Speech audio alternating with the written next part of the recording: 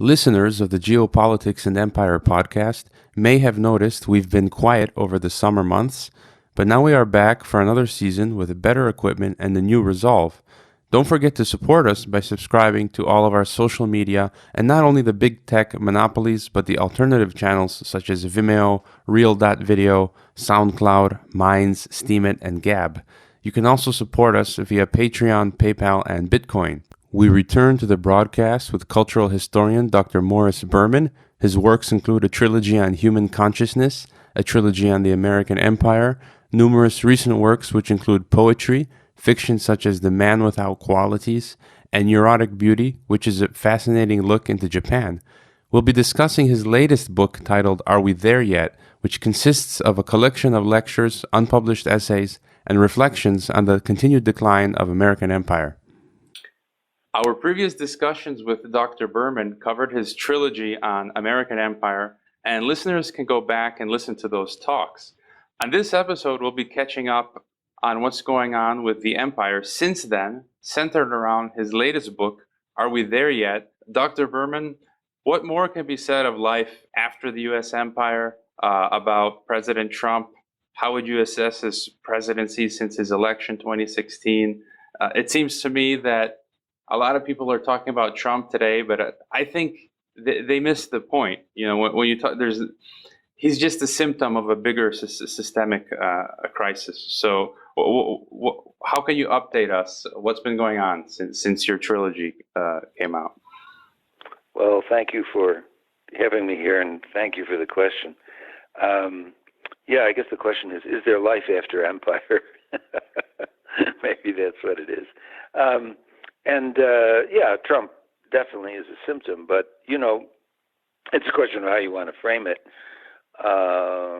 Hegel wrote about the so-called world historical individuals, and what he meant by that was that sometimes in history, frequently in fact, there are major trends going on, and somebody will arise who represents or epitomizes those trends most closely. And that person then is the agent of that change. For Hegel, those people were interchangeable. If it wasn't Napoleon, it would have been Monsieur Fnac or somebody like this, you know. But the important thing is that the individual do the work of history with a capital H. I mean, that was the idea, that this world historical individual was carrying the major trend of the moment. And in the case of the United States, the major trend of the moment is decline. It's to disintegrate, and that's what's happening. I would say that the story of the 21st century is the disintegration of capitalism, and at the same time, the replacement of American hegemony by Chinese hegemony. Those are the dramas that we're living in. And Trump fits the mold that Hegel was talking about. Trump is a world historical individual, and his job is to dismantle the United States. It's to accelerate that collapse. And frankly, after 1 year and 9 months, I think we can all agree he's doing a fabulous job of it. Everything he does is a blunder. Everything he does is destructive. And that's what history is calling for. That's exactly it. He's just doing his job. That the world historical individual appears in a form we didn't expect is in fact quite common. Napoleon was a comic figure. You know, he was short and he wore this funny hat, and nobody would have thought prior to his emergence that this particular individual would be the person to carry the French Restoration and all of that happened in the wake of the Revolution. Nobody would have picked Napoleon. I remember some time ago reading Henry Kissinger's memoirs, and he states at one point that he looked over at Richard Nixon. They were sitting in the Oval Office, and he looked over at Richard Nixon, whose pants were too short, who was wearing white socks, and who spoke kind of bumbling English, you know, and he looked at the man. I mean, nobody was saying anything, but he looked at him, and he thought, you know, this guy's a dork. I mean, that's the reality. Richard Nixon is a dork. And isn't it amazing the people that history selects to carry the banner of this trend that they're supposed to carry? It doesn't discriminate. It just picks somebody. And the same thing can be said of Trump, I think. He's vulgar. He's a boor. He has no political experience whatsoever. And yet, here he is, head of what is still, for a while yet, the most powerful country on earth. And he is leading the way down. Somehow history just chose this guy with a freakish haircut and not an ounce of grace at all to do the work of dismantling the American empire. You have to be impressed by things like that, and I guess Kissinger was. And could we say, for this world historical individual, I mean, if it wasn't Trump, it would have been some other person, right? Why, sure. Actually, if Hillary had won, that would have been her role. The only thing is that it would have been the disintegration process, which is what we're living through, would have been much slower if she had, become president. It would have been a much slower process.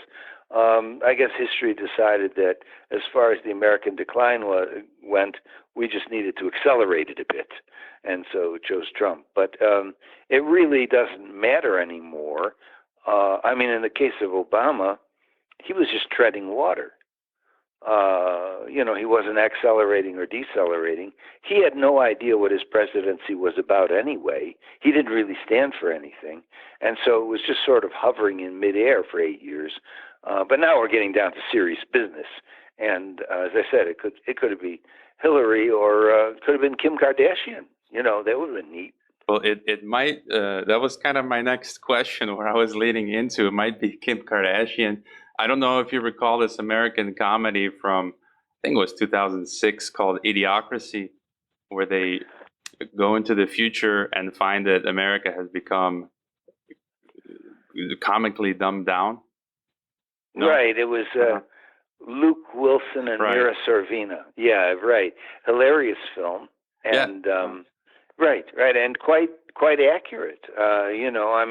That's certainly the direction we're going in. If you asked 30 years ago, stop somebody in the street, and you said, who is Dwight Eisenhower? They would say, well, he was president in the 50s. If you do that today, they'll just look at you blankly.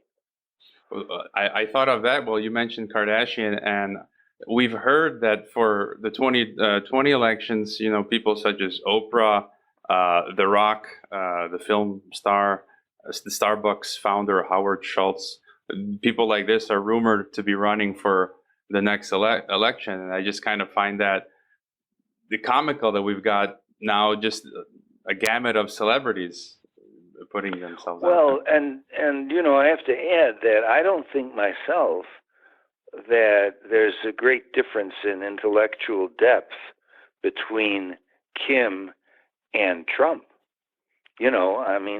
They're pretty much in the same league intellectually. They don't read. They have the attention span of a gnat.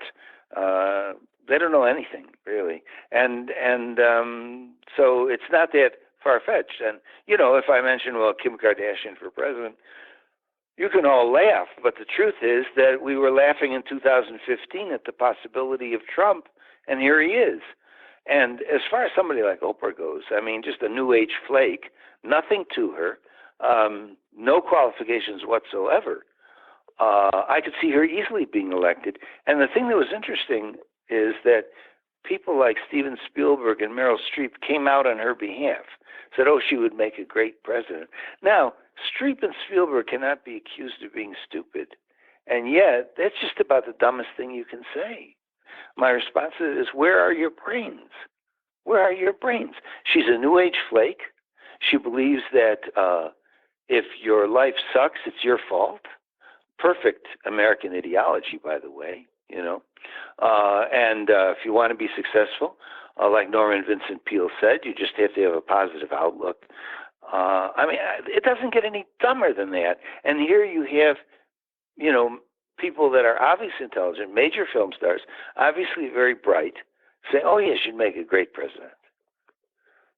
And in your book, Are We There Yet, which people can purchase on Amazon, you wrote an essay on the farce of Hillary Clinton.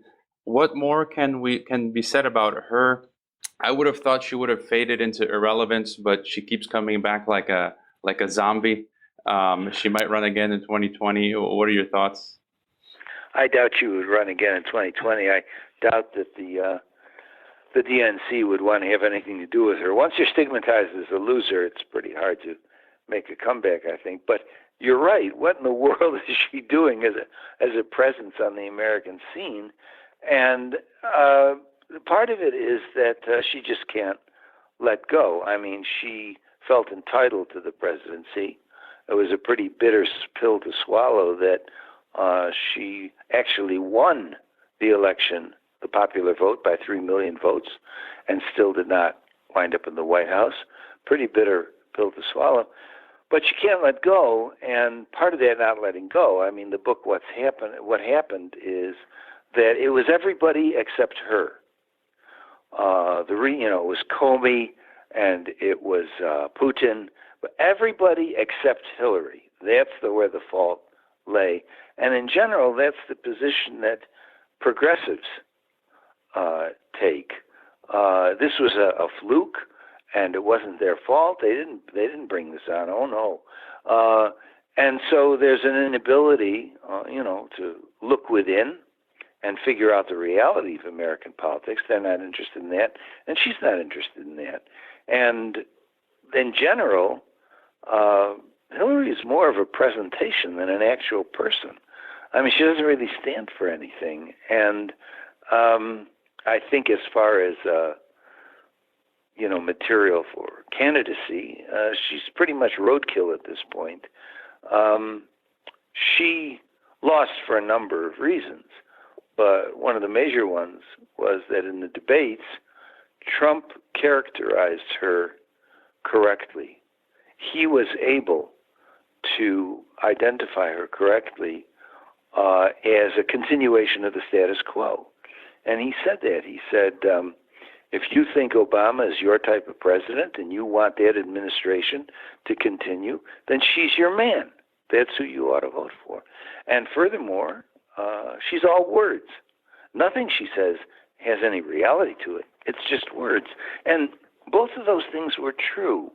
And I think people watching those debates could see it.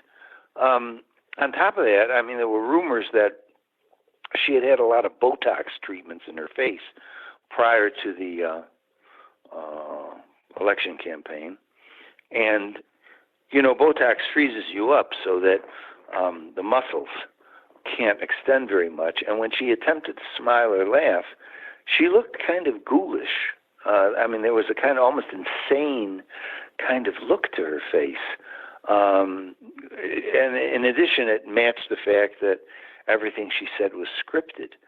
Whereas in the case of Trump, he proudly said that he didn't prepare for the debate, that he was basically speaking authentically, which I think was correct, that is for him, off the top of his head. And it worked. I mean, people saw somebody who was scripted and frozen, and then they saw somebody who was energized and real. And what's left of Hillary, the latest public appearance that she made was about a month ago. It was at a book fair. I can't remember where.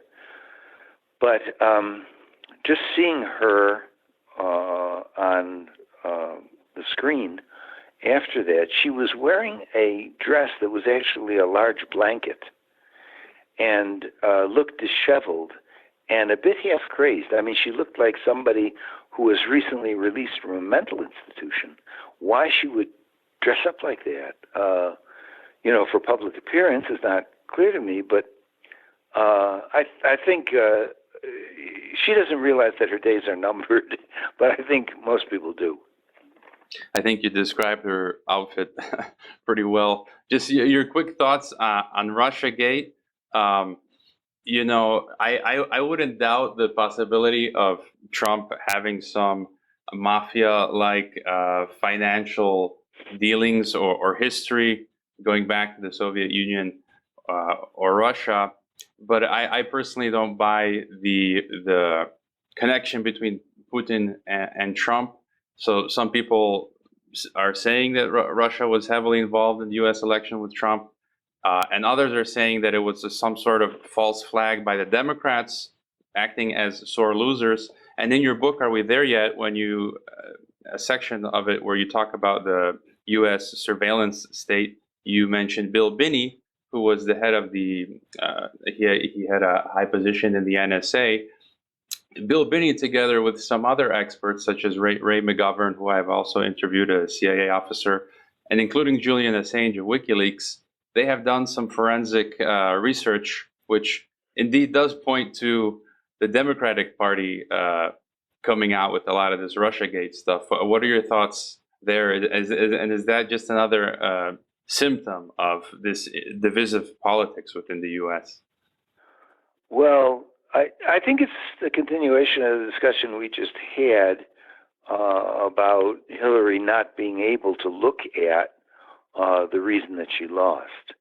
And the Democrats in general, or progressives in general, and certainly the mainstream media, don't want to lose. In the loss of the election, they don't want to lose the election. So they want to cancel Trump's victory. And one way to do that is discredit the victory by saying he cheated. And so if you can do all this, it amounts to a red herring or a smokescreen, basically, that, it's all Russian machinations, and that's why. And so that the presidency is discredited and has no validity. I mean, this is what we fill the pages of the New York Times and the Washington Post with, to keep Americans all busy with Robert Mueller and whatever it will be. This is, I think, a big part of it, that it really is a tempest in a teacup, but there's an attempt by certain political forces to blow it up so that you discredit the presidency. I think it's very possible that Russia interfered in our election, but my reaction to that is, so what? Clean your own house before you start pointing fingers.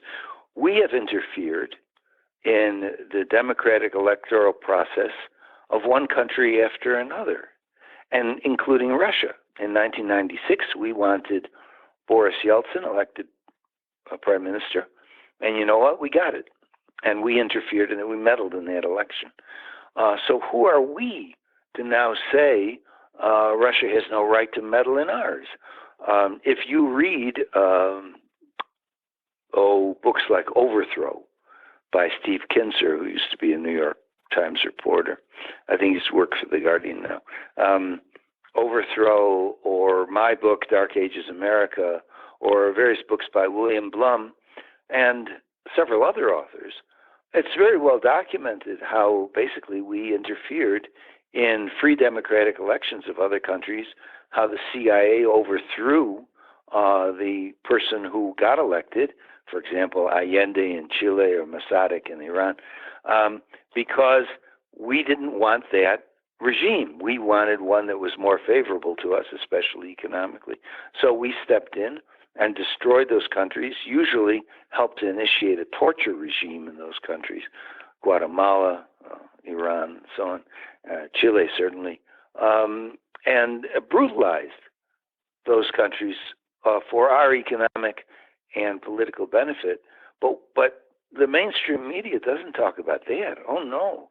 Let's just talk about how Russia may have meddled in this election, And since the American population is, quite frankly, not too bright and also very poorly informed. These are not people who study history. They look at all this hubbub with Robert Mueller and whatever it is about influence, and they get all excited about that. But there's no awareness. There's no awareness at all of what we've done to others. And frankly, if Americans, my view is that if Americans were sat down and informed of this, they would just shrug their shoulders. Yeah, and you mentioned Stephen Kinzer. We've had him on the podcast a couple times, and he writes for the Boston Globe, I believe. Oh, is that right? Okay. Yeah. I thought he'd gone over to the Guardian, but maybe he's with the Globe now. Yeah. And a theme that runs throughout your books, which I think is an important factor of the decline, besides just the simple historical process of where empires rise and fall. In one of your essays from Are We There Yet? You discuss drugs, screen technology, and the inability of Americans to use self-examination, as you mentioned recently, and the inability of Americans to use solitude as a sort of spiritual balancing mechanism, I guess.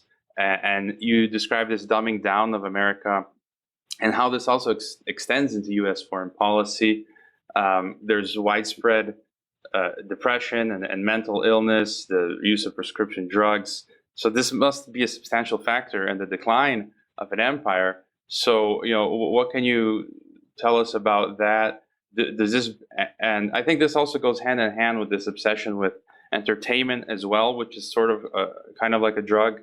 And towards the end of the Roman Empire, I guess they were also becoming obsessed with the bread and circuses and entertainment. So, can you talk a little bit about that? Yeah, there are certain similarities. I mean, there are some historians that believe that the viaduct was lined with lead, Roman utensils were made of lead. The Romans, on a daily basis, were poisoning themselves, and so their brains were. And I don't know how valid the thesis is. I mean, there are certainly other non-chemical causes for the decline of Rome, but that may have, been a factor. And we have our own version of that in terms of cell phones, smartphones, screens, and then also, the use of alcohol and opioids, and so on. So there are, I think, certain similarities. Rome died kind of spiritually, after Julius Caesar, and as it became an empire, it lost meaning. It really lost meaning, and the individual citizen felt that. And then, how do you create meaning in your life? It becomes the question. In the United States, the obvious collapse of the American dream has led millions of people to become addicted to screens, to opioids, to alcohol, because they have nowhere to turn in terms of finding meaning. There have been a number of sociologists who have written about how in America, the religion is America itself. And that's a curious thing to think about. But as early as 1955, Will Herbert wrote a book called Protestant Catholic Jew, in which he said, we can talk about all these various sects, but the truth is that the religion of America is America. Somebody might say, I'm an Episcopalian, but he's not. He's an American. That's the religion. And if the religion starts to die, people get frantic. And I've seen this, I don't really have discussions with too many Americans anymore, but my impression is, from my own experience and others, is that if you mention anything critical about the United States, you're just sitting in a train with somebody or a cafe or something, and you mention anything critical, they go nuts. They go nuts. They start waving their arms and they're spraying saliva. They get red in the face. And their reply is just to shout slogans, like USA, USA. This shows how bankrupt the citizenry is, certainly intellectually, but also bankrupt spiritually, because if you're reacting like that, then that's an admission that the person you're arguing with is right. That's why you're getting all worked up, because you suspect the worst thing possible, that he may be correct. And that's, I think, a big part of what's going on now, that I talked about spiritual death as early as the Twilight book, the first in my American Empire trilogy, which was published in 2000, and said that basically we were dying from the inside. And I think that's correct. In the 18 years since I wrote that book or published that book, things have only gotten more obvious and worse in that direction. Statistics of suicide, drug use, homicide. I mean, these things are through the roof. And, that reminds me of a story I recently had when I was in the U.S. and speaking to some Americans. We were talking about how in Mexico, one of my homes, childbirth out of pocket, if you don't have health insurance, the whole package, paying the pediatrician, the doctor, the hospital, costs about $1,500 for a really good quality level of care. $1,500 to have a kid. In the U.S., I mean, I couldn't believe this. If you don't have insurance, $20,000 to $30,000 for a kid. Yeah, imagine that. Imagine that. I mean, it's unbelievable. And so I was talking to these Americans and just telling them, I haven't been living in the U.S. anyways, but for like a decade now, but that I was going to finally settle back home to my ethnic roots somewhere in Europe and maybe take a year off and have just this, some small income coming in and take care of the family, do other stuff. And they were just refusing to accept what I was saying, and they kept saying, no, you're going to come back to America. We know you're going to come. You're going to be back in America. That's not going to work out for you. And it was kind of like they couldn't believe. I don't know what it was. It's kind of like what you're saying, that they can't believe it's better somewhere else, or what's going on there. Well, somebody once wrote that when myth is confronted with fact, myth always wins. It doesn't matter how good your empirical data are. People caught in a mythology, for example, the American dream, which is what you're describing, will not change their mind based on any factual material. In the industrialized world, in terms of health care quality, America is number 37. Most Americans believe it's number 1. In fact, it's a debacle. It's a tragedy. $20,000 to $30,000 to have a kid should tell you something. But these kinds of facts don't matter, and that's when the faces get red and they start to spit and wave their arms because they understand that on some level that you've got the facts. All they've got is the myth, and the myth is pretty thin by now. I wanted to move forward a bit. For me, this question is, I'm very interested in this, and I've been reading authors, such as yourself and Johan Galtung, who we've interviewed, and Alfred McCoy, and others such as economic forecaster Martin Armstrong, and all of them, including yourself, separately, have been saying that by 2020, 2030. That's kind of the time frame for the more visible decline, where the U.S. will remain still powerful, but will have clearly lost its unilateral position and perhaps be a leader among peers such as China and Russia at best. Your vision of American collapse is more of the slow Roman type. But in your essay, again, in your book, Are We There Yet?, you cited Gary Steingart's, I think, Super Sad Love Story was the book, which I'll have to go out and read. Sounds very interesting. He discusses a more rapid Soviet-style collapse where America's tried everything to salvage the empire to no avail, and all its foreign interventions begin to fail.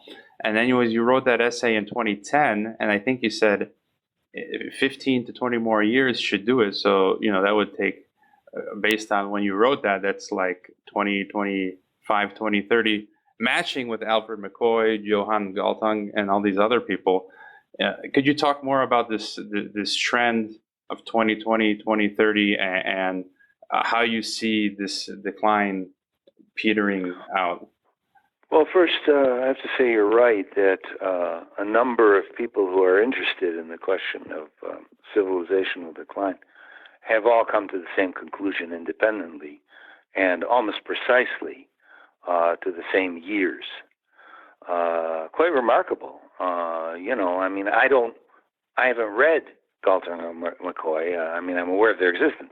I haven't read their work, and I'm just not surprised that independently all of us would come to the same conclusion. I should also say that about a week ago, out of the blue, another person who does not have that kind of visible, professional reputation, but who is a businessman and a consultant who has been studying this, sent me this 27-page document that was so data rich. It was almost boring. I mean, you just had to wade through the graphs and the charts, but it was the same thing. He came to the same conclusion, and I'm reading this, and what he says is that the next crash, 2008 style, will happen between 2019 and 2021. And then the wipeout crash, from which there is no recovery, will begin in 2026. And, in his own mind anyway, he had proven this because the empirical data was really heavy, and I just wasn't shocked. So I think a number of us are coming to the same conclusion, and it's not like we're pulling numbers out of a hat. It's that we've studied the trends that are building up in this direction. So it seems likely that this would go on, that this would occur, and within that time frame. I actually expected, after 2008, that there would be another crash like that within 5 years. I was very surprised that by 2013 it hadn't happened. And talking with Nomi Prinz, she recently wrote this book called Collusion. She's an old friend of mine, and talking with her as somebody who really is an economic expert, I said, how come there hasn't been another crash? And she said, it's a long discussion, but there are a number of factors that have postponed it unexpectedly. And so what she and other economists like her are saying is that there is a delay, but it's not an indefinite delay. We cannot put off the fact that the system is going to just crumble, implode. It's going to crumble from within. And I think that's probably correct. And so the dates are for ultimate disaster starting around 2025 or 2026. I think that's most likely. Now, one of the reasons I believe that there was going to be another crash by 2013 was that in the wake of the crash of 2008, it's not like, as in the case of Hillary Clinton or the progressives, it's not like you sit down and say, gee, we must have been doing something wrong. What was it? Let's figure it out. That never happened with the progressives. It never happened with Hillary. And it never happened with the guys on Wall Street. When they analyzed it, they came to the conclusion that it was everybody else's fault but their own. And what they continued to do was exactly what they had been doing before the crash. Obama appointed people like Geithner and Larry Summers, whose ideology, the whole neoliberal globalized expansion thing, was exactly what had brought the system down. So why in the world would you appoint people who are going to continue what didn't work? What could be possibly going through your mind that would make sense? And in addition, Wall Street and the banking establishment continue the whole process of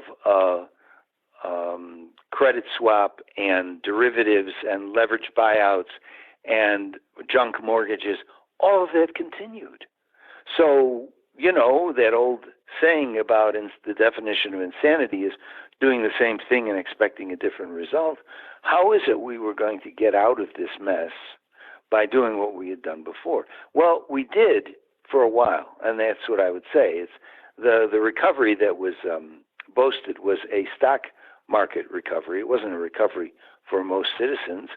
40% of the American public is one paycheck away from not being able to eat or get medical care. This recovery was a recovery in quotes. And so sooner or later, I think there's going to be a general collapse. But it's coming from multiple directions. The things that we've just talked about so far, like spiritual death and opioids. I mean, it's coming from multiple directions. And what was the phrase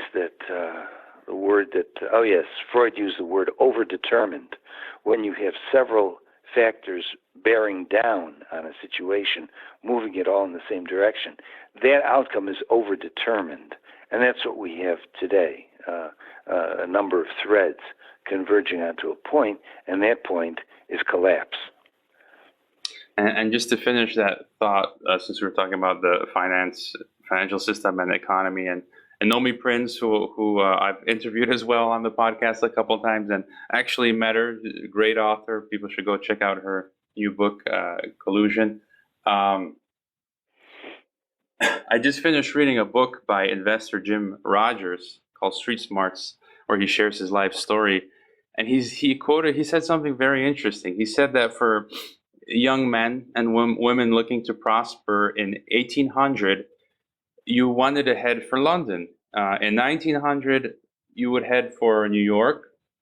And in the 2000s, that you should be heading for Asia, which is where I am currently. And Jim Rogers has, he walked the walk, and he's living in Singapore now. And that just made me think with my recent trip to the U.S. when I spoke to someone who says they pay $12,000 in property taxes per year, and this is a young person, and I simply can't fathom this. In Mexico I pay $50 property tax. In Europe there's no property tax, or I have a home, and why would I want to live somewhere where I have to pay such a huge amount, not just property taxes, healthcare, everything, the inflation. As you were mentioning, most Americans don't have savings. Just this week, they talked about record high in car payments. And in your book, you as well allude that one of the best things an American could do is emigrate. Anyone with half a brain should emigrate. What are your thoughts there? Well, young people ask me that question all the time. I get emails, or if I give a lecture, young people come up to me and they say, "What should I do? What should I do?" And I say, "Look, you're not going to take my advice, but I'll give it to you straight. What do you think is waiting for you 40 years down the line? We are going to be at war with some fakakta country on the other side of the planet that poses no military threat to us whatsoever and spend $10 trillion doing it. We're going to loot the treasury for no good reason at all. There will be no social safety net. There will be no Social Security, no Medicare, no Medicaid. None of that will be available to you. And if you're lucky enough to get a job, which will probably be flipping burgers at McDonald's, you're not going to be able to retire because you're not going to be paid enough to be able to afford, whatever health insurance, private health insurance you might be able to get, or food, a car, a house, whatever you think. You will not be able to afford it. You will not be able to retire, and you'll die like a dog. Now, it's up to you. You want that? Stick around. I think you will stick around, but I'm going to tell you this. 40 years from now, you're going to say, some guy came to our college when I was an undergraduate, and we thought he was a nutcase, and he told us, all of us, that we should emigrate, we should get out, get a student visa, study something in France, marry somebody in that culture and get your green card, and that's it. And we all laughed. We thought he was out of his mind. Now I'd give my left arm to have taken his advice. I said, that's what you're going to do. You're not going to listen to me, and you are going to bitterly regret it 40 years down the line. And they're kind of shell-shocked that somebody is saying this, And when they say, how about you? I say, well, 12 years ago, I moved to Mexico. It was the happiest, smartest decision of my entire life. And I'm not constantly worried that I am going to go down the drain and my relations with the people around me are warm and friendly as opposed to being hostile and competitive.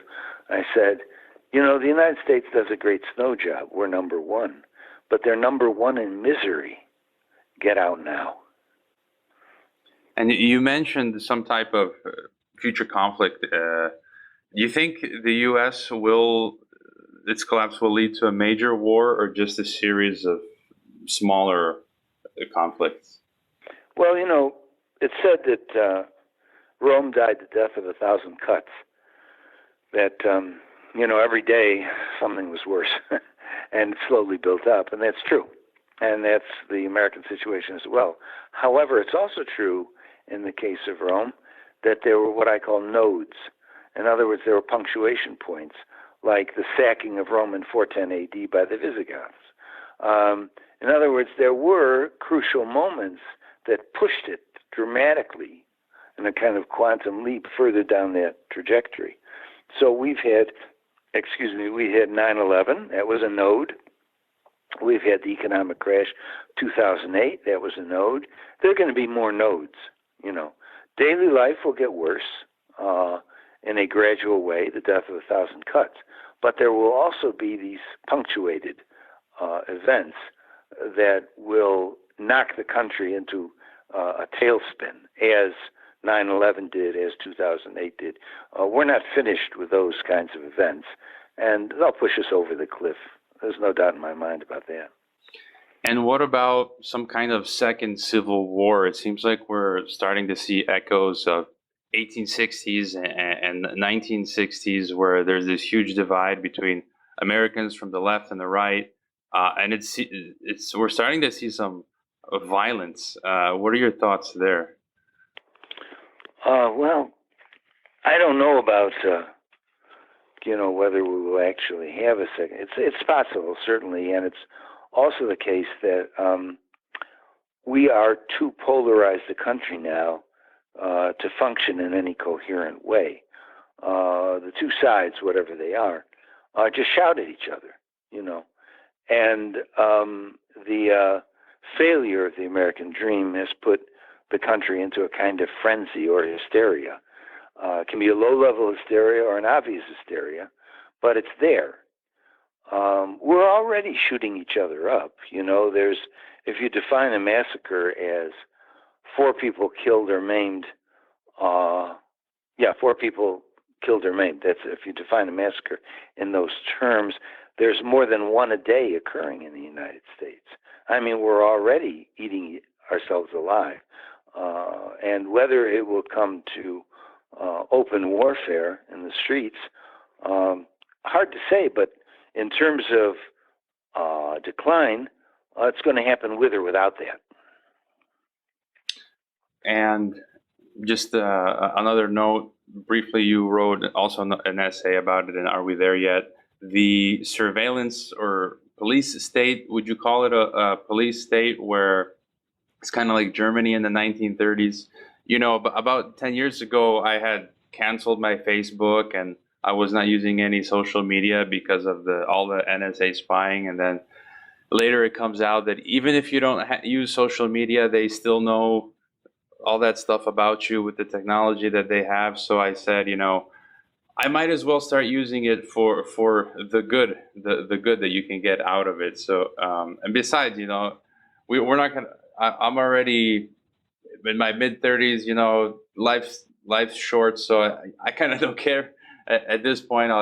And so this is just kind of what can you tell us about this police state surveillance grid? It seems most Americans are oblivious to it. They say that I've got nothing to hide. I would disagree with that. What are your thoughts there? Well, I think you're right. Most Americans don't care about it. And I don't see any way of stopping it. NSA, Mark Zuckerberg, whatever, data will be collected. I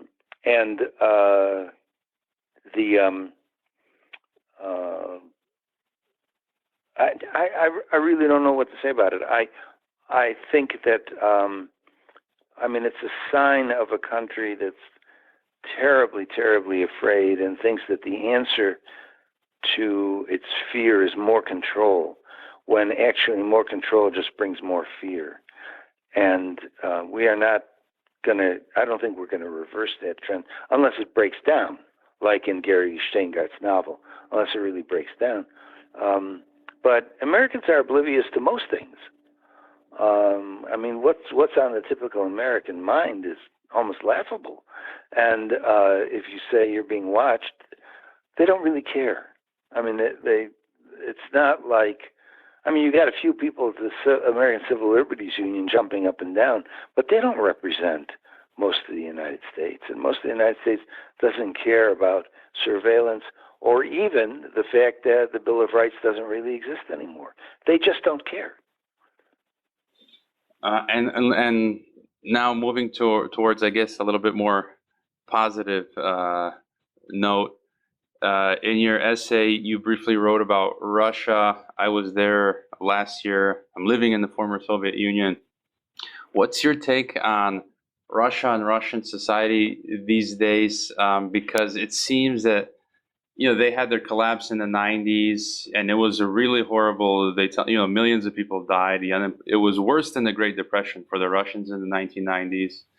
But since Putin came to power in 2000, it seems that they have been rebuilding their society, and that they have been developing common values and old traditions, things that you write about. And this all seems to be kind of positive. Do you think they're going in the right direction, societies like Russia today? Well, I've never been to Russia, and I can't say I'm an expert. I mean, I just don't have any expertise in that area. There exists, there's an issue of loss and gain in every major change. And communism, in my mind, was one of the more depressing types of political formations in the history of the world. But it did provide education, welfare, food. I mean, it did cover basics as best it could, and also the idea of community in general existed under communism. But then, as you said, once that broke down, 89, 90, there was this free-for-all capitalist adoption of the capitalist model, and millions were killed, hurt, whatever, by it. And now this whole business of returning to older traditions makes a lot of sense to me, because what do you finally have to hang on to? I mean, it didn't work making a religion out of Lenin. It just didn't work. And capitalism doesn't have any kind of spiritual or moral center. So that didn't work either. I think looking back on old traditions makes a lot of sense. What that bodes for the future of Russia, I have no idea. But at least it's a value system. I mean, the Pope some couple of years ago said we have to recapture the values of traditional cultures. They have those native cultures have a lot to teach us, and it's a lesson that would be completely lost on an American audience. But I think Russians might be able to appreciate what he was talking about, as well as lots of other nations. And finally, something you mentioned in your book about dual process, and what we mentioned about Russia. After this financial collapse and whatever comes, what do you see in the U.S.? You talk about this concomitant emergence of alternatives arising in America. I mean, what tradition or value do you see now? Maybe roots that are developing. Well, it's a complex thing. By dual process, I meant that as capitalism disintegrates, there were people who were trying alternative experiments with energy, currency, ways of living, and so on, to create the structures that would replace the structures that are breaking down. There's a lot more incentive for that in countries that have gone through austerity, Greece, Portugal, Spain.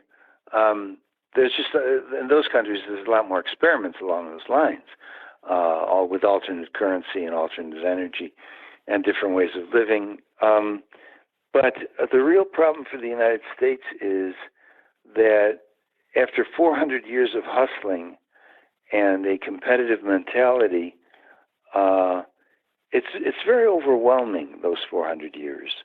Hustling remains dominant. We're not Japan. We aren't Japan. We aren't countries that have a cooperative tradition. And my guess is that, Joel Magnuson wrote a book years ago called The Approaching Great Transformation. And he was trying to make a case for the fact that these alternative experiments were going on across the United States. And he traveled. He went from one community to another. And what he discovered in a number of cases, if not the majority, was that it was still operating, these experiments were still operating within the framework of hustling and economic expansion. They had just adopted the right kind of green vocabulary to mask it. But push comes to shove, they were like Starbucks or Ben & Jerry's. I mean, they weren't really alternatives at all. And the phrase that arose, I don't know if Joel coined it, but it's a well-known phrase now, greenwashing.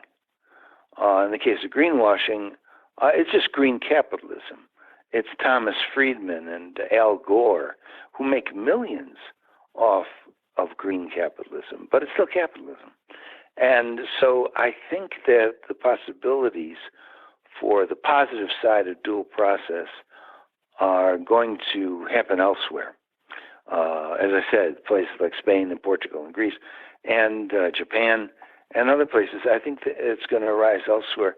And I think these are going to provide an alternative model for how a country or a socioeconomic system can live. I'd like to say that the United States was exploring those alternatives, but many years ago, William Ophuls, who has written about energy and sustainability and so on, he was the assistant to several American ambassadors to Japan. So he lived there for many years. And in 1975, he wrote and he said that it's very, very unlikely that America in the crunch could be able to follow the Japanese model because they have a history of community working together in group consciousness, and we have a history of competing and bettering, being better than your neighbor and getting ahead and hustling. And you can't create these cooperative structures with the wrong mentality, and we have the wrong mentality. I think that's right. And so here we're sitting on the outskirts of empire. You're down on the southern border in Mexico. I've decided to remove myself even further out here in Kazakhstan. And any other thoughts? What else can we say about all of this? Anything you'd like to mention more? Well, I mean, I would say that leaving the country is a sign of great intelligence. So you and I are among the bright ones, I guess. Well, that's a bit immodest, but I mean it. What I said to the younger generation is exactly that. This is not the place to be. This is simply not the place to be. And if, there are those left-wing writers who espouse revolution. I think that's a bad joke. There are well-meaning progressives that say, well, we've got to elect Bernie Sanders, or, we have to oppose Kavanaugh for the Supreme Court. And so you can knock yourself out doing that. But at the end of the day, it's still the United States, and that's the problem. It has always stood for one thing, and that's money. And finally, you can't have a viable, decent civilization based on the notion of accumulation and nothing else. And so if you think you can turn around 400 years, I mean, quite frankly, Jimmy Carter tried to do that. He actually tried to do that. That famous spiritual malaise speech that he gave in Annapolis in July of 1979 was, we have to turn inward. We have to forget about all this consumerism and so on. Do you know that the next day several congressmen took the floor and suggested that he had gone insane? In other words, any deviation from the American dream, ipso facto, by definition, means that you're insane. I mean, what he was trying to do was wake a country up, but he was not able to turn around 400 years of history. And the subsequent reaction to that, which was the election of Ronald Reagan by the greatest landslide in terms of electoral votes, by the greatest landslide of any presidential election in all of American history, was the American people saying, we're not interested in sustainability and community or any of those sorts of values. We want to make money, and Ronnie says we can and we should, and he's our man. Well, we're living with the results of that now, but it didn't start merely with Ronnie. I mean, the founding fathers all died very wealthy. And when Jefferson said pursuit of happiness, he meant pursuit of property. Everybody knew that. That was 18th century code words for get yours, Well, we've been doing that for a very long time. It's not going to change. And it has very real social and psychological consequences. And if you stay in the United States, you will suffer those consequences. I will still say I'm a proud U.S. citizen, but also about 3 months ago, I became a proud Mexican citizen. Congratulations. Thanks. So when are you going to become a Mexican citizen? I actually love Mexico. I really love it. And as I say, I have no friends in the United States. I have close friends here. It's a way of life that's gracious. I just love the country, and I'm so excited that AMLO, Lopez Obrador, was elected. I think Mexico has some possibilities left in it, but I have never bothered about actual citizenship because all that matters to me is being able to cross a border. In other words, what is my passport for? It's not identification. I mean, I'm much more teary-eyed, romantic, or whatever about Mexico than I am about the United States, that's for sure. But at the same time, a passport is just a passport. I don't care what color it is, and I don't care where it comes from. As far as I'm concerned, it can come from the Ivory Coast, as long as I can go to Italy for holiday or something like this, or visit friends in the United States or whatever. That's all that really matters to me. So getting Mexican citizenship, to me, it would be okay, but I don't feel I need it. Let me say that any more than I need Bulgarian citizenship. So I have the equivalent of a green card down here, and that works. And final thoughts, since you mentioned AMLO, and what are your thoughts on Mexico going forward? You've got people saying it's going to become Venezuela. You've got others saying that he's going to fix everything, and others that just say the status quo will sort of continue. Unfortunately, I think the status quo will continue. AMLO is a Franklin Roosevelt figure, and he will instigate, and has already laid out some of his plans in this regard. He will instigate programs, like the NRA and WPA and so on, to get the country going economically, but also to provide relief for people that are starving or on the edge of it or having a rough time. I think he will do Roosevelt type things, but in the end, anybody who's going to be the president of Mexico has to deal with one enormous fact, and that's the northern neighbor and its capitalist pressure. After all, 80% of the goods produced in Mexico, manufactured in Mexico, are sold on the American market. I'm not talking about drugs. I'm talking about, refrigerators. And when you have that much of an overlap and a tie-in, you can't get free of the giant. The giant is there. The giant is the reality. The second thing I would say about AMLO is that famous graffito of the 1960s. Although supposedly Mark Twain and Emma Goldman said something similar, and that was, if elections could change anything, they would be declared illegal. And I think there's a lot of truth in that. You can only expect so much to happen as a result of the ballot box.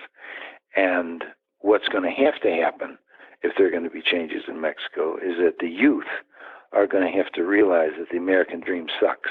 Right now, they don't realize it. Most of the youth are pursuing it in one form or another.